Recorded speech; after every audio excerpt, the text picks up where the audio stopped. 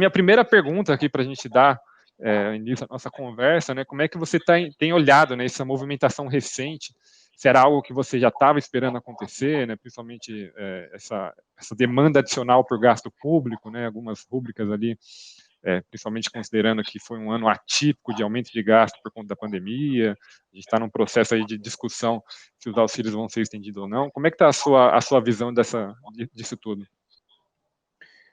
A minha visão é que isso era mais ou menos esperado, ainda que, obviamente, tenha surgido um imprevisto enorme no meio do caminho, que foi a pandemia, que, obviamente, não estava no cenário de ninguém, nem quando o teto foi apresentado, em 2016, nem até o final do ano passado. Mas, fora isso, a ideia é que, vamos recapitular um pouco, quando o teto foi lançado, em 2016, a razão disso, em grandes números, não é? Ou seja, sem olhar para a casa decimal, por que foi lançado? É porque o gasto primário da União, incluindo tudo, incluindo também transferências a estados e municípios, ele evoluiu de 14% do PIB em 1991 até 24% do PIB em 2016, quando o teto foi lançado. Eu não conheço os dados de todos os países do mundo, obviamente, mas creio que provavelmente um recorde mundial em termos relativos. Né? Aumentar 10 pontos sobre uma base de 14 é impressionante, e ainda por cima mantendo todas as carências que a gente sabe que o país tem. Tá? Então, nós estamos numa marcha abatida, se essa trajetória continuasse, rumo a um final que definitivamente não seria bom.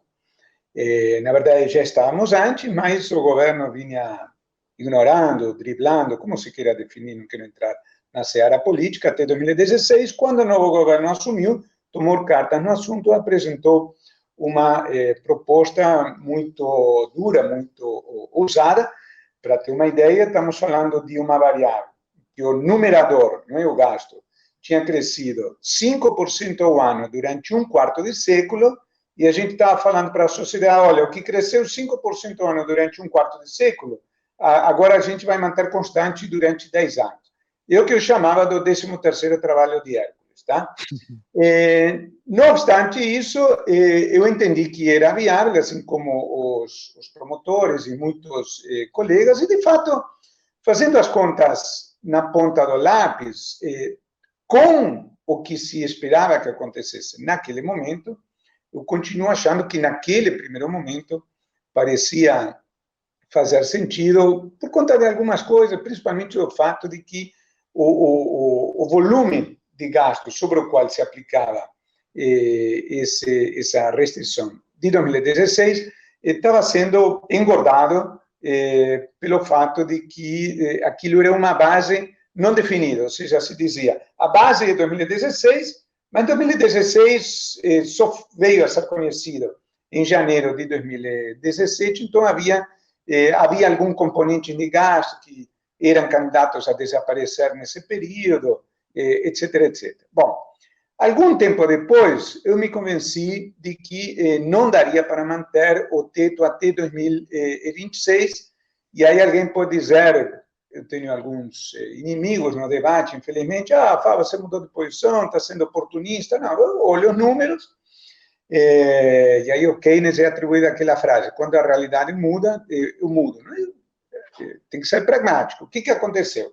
Houve duas novidades em relação à situação que se imaginava em dezembro de 2016, quando a emenda do teto foi aprovada. Em primeiro lugar, naquele momento, você deve lembrar bem, se trabalhava com a expectativa de que a reforma previdenciária seria aprovada em 2017, tudo vinha indicando isso, até o famoso Joesley Day, que jogou os planos por água abaixo, e, em segundo lugar, a combinação dos aumentos nominais para o funcionalismo, negociada no governo Dilma, mas aprovada no governo Temer, junto com a velocidade do processo de desinflação, que foi muito grande em 2017, geraram um aumento da despesa com pessoal que foi maior do que aquele que inicialmente se tinha previsto. Então, com as duas principais rubricas de gasto crescendo acima do que se imaginava, você olha para o resto surgiu com gordura, mas essa gordura vai se esgotando com o passar do tempo, você fazia as contas. Bom, até 2026 não dá para chegar, tá? 30 anos de dedicação ao tema fiscal, eu não posso não olhar com muita preocupação tudo o que está acontecendo, né? Então, nestas circunstâncias, me parece particularmente importante reafirmar o compromisso com a plena vigência do teto até 2022. Há pouco tempo atrás, ainda hoje, estava falando com uma jornalista que me dizia, não, mas Fábio, não dá no mesmo se o que você propõe mudar para 2023, mudar agora, 2023, faz tanta diferença? Passou a fazer, sim, porque diante da magnitude do impulso fiscal que a gente está tendo esse ano, um ponto completamente fora da curva, a dívida aumentando 20 pontos do PIB, mais ou menos, num único ano, todo o esforço dos últimos 3 anos de ajustamento foi por água abaixo completamente. Então, a expressão que eu tenho usado é: o governo precisa retomar as rédeas fiscais, tá? E em 2021, 2022, exibir pleno respeito ao teto, caminhar no sentido de ter uma relação déficit sobre o PIB declinante, lembrando que ano que vem, fazendo a conta na ponta do lápis, usando essa velha expressão, né? Agora todo mundo faz conta, obviamente, no computador, mas assim, calibrando, é difícil você chegar a um número de déficit total, nominal, de menos do que 7, 8% do PIB, e déficit de 7, 8% do PIB é um déficit cavalar que precisa ser combatido. Então, reduzir o déficit e tentar mostrar que a relação dívida-PIB, ainda que crescente, tende a ter um ponto de inflexão. Com a situação fiscal mais controlada, no contexto da chamada lua de mel entre o candidato eleito, mesmo que seja o presidente, se for reeleito, e a sociedade, acho que em 2023 nós teremos um ambiente adequado para rediscutir o assunto, né? Num contexto em que, uma expressão que eu tenho utilizado muito na conversa com jornalistas, é que este tema precisa ser objeto de uma pactuação política de altíssimo nível. Eu quero lembrar que, na véspera da votação da emenda do teto em primeiro turno na Câmara de Deputados em 2016, o presidente Temer reuniu num jantar um número grande, acho que foram mais de 300 parlamentares, não é? E chamou 3 economistas de ponta para explicar por A mais B as razões da regra do teto, e a regra foi apoiada por larga margem, número maior, razoavelmente maior do que aqueles 308 votos mínimos que são necessários para uma emenda constitucional. Nós precisamos de um esforço similar a esse em 2023. E, honestamente, não vejo ambiente político para isso nas atuais circunstâncias. Fábio, então, aproveitando essa parte final aí que você comentou do coronavírus, ter esse tempo de vida bastante limitado, vou querer voltar aqui um pouquinho, como é que está a sua visão em relação ao projeto do Renda Brasil, né? Porque quando foi colocado o Corona Voucher na mesa, né, o governo e as estatísticas, né, todo mundo percebeu que tinha toda uma massa de trabalhadores informais ali que estavam passando à margem, né, dos programas sociais.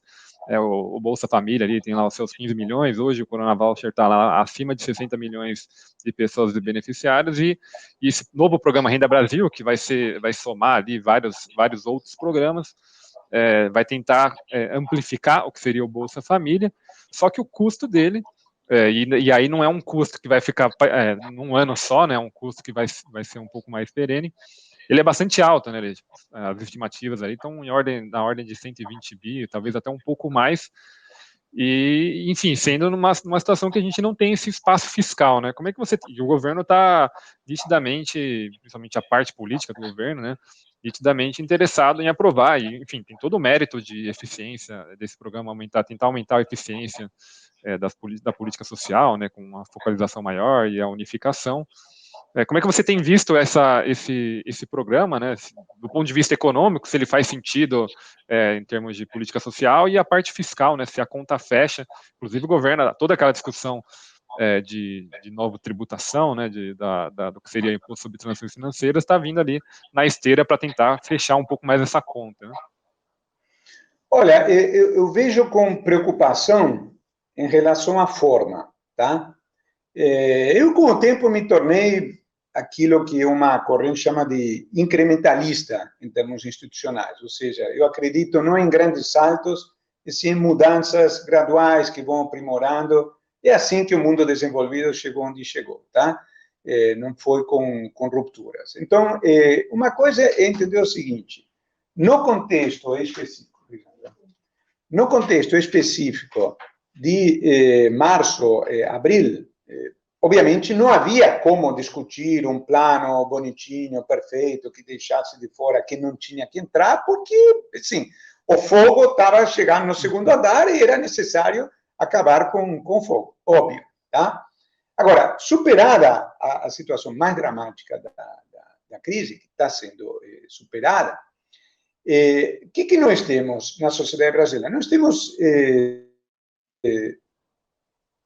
um discurso político de muita gente, inclusive no Congresso, etc., de que o governo funciona só para usar a expressão do Hélio Gaspari, para o andar de cima, para os poderosos, etc., e que ninguém liga para os pobres, etc. Isso podia ser verdade 30 anos atrás. Definitivamente não é mais verdade hoje, não porque os governos não tenham políticas em favor do andar de cima, etc. Sim, porque, na verdade, o que a gente fez foi democratizar, de alguma forma, o acesso à fonte de recursos, porque, ao longo dos últimos 30 anos, a sociedade brasileira, como parte da sua pactuação política, foi incorporando grupos sociais sucessivos que passaram a ser objeto, legitimamente, corretamente, na maioria dos casos, de fluxos expressivos de transferência de renda. Então,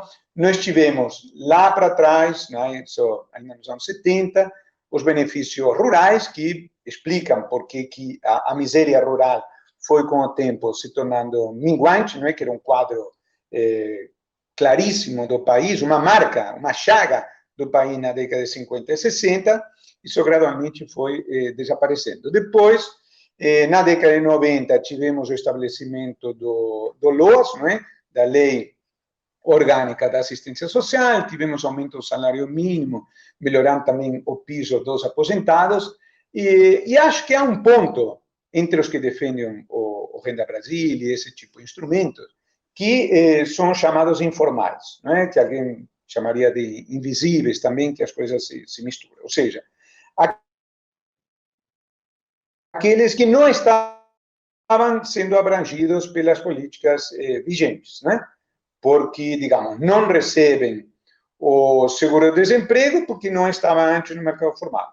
Não recebem o LOAS porque não preenchem os requisitos. Não são rurais porque, por definição, não vivem no meio rural. Mas são extremamente pobres, alguns eventualmente miseráveis, tá?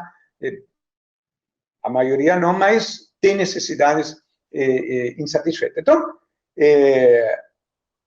de alguma forma, o discurso político descobriu na pandemia, para o bem ou para o mal, para o bem em termos sociais, que havia uma parcela importante de brasileiros que não estavam alcançados pela política e que, do ponto de vista social, seria desejável alcançar. Ok, estou de acordo. Mas acho que podemos estar todos de acordo de que R$600 para uma situação de normalidade é muito. Alguém pode dizer, pô, Fábio, você certamente ganha muito mais do que isso, como que você dizer? Em relação a esse público, vamos levar em conta o seguinte: qual é o benefício do Bolsa Família?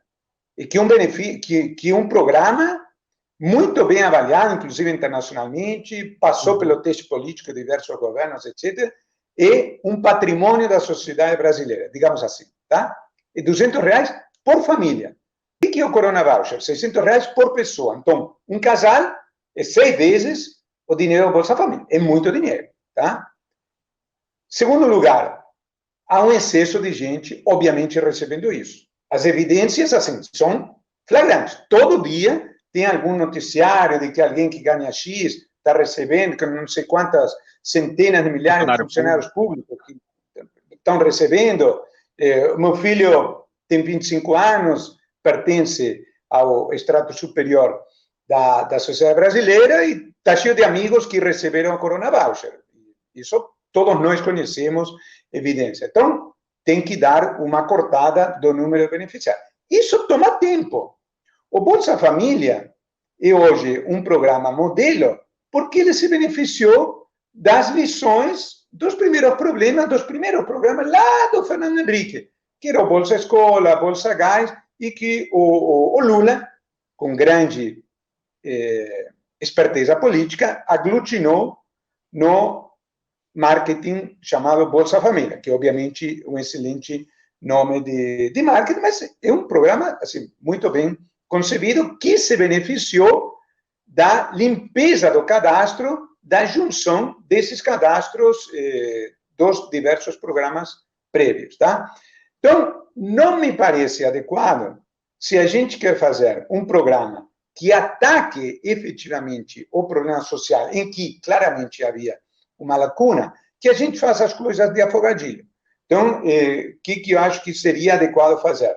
Vamos tomar alguns meses para fazer um cadastro adequado, que não vai poder ser para 60 milhões de pessoas, porque isso é um absurdo, numa situação de normalidade, quantos vão ser, e que vai ter que ser juntado com o Bolsa Família, muito provavelmente, que tem lá as 14 milhões de famílias, algo em torno disso, tá? Então, disso vai resultar um cadastro unificado, depurado, e aí vamos definir o valor, que provavelmente, não é, faz parte da lógica política, vai ser um pouco maior que o do Bolsa Família, mas também não pode ser enormemente maior, porque senão não cabe no orçamento.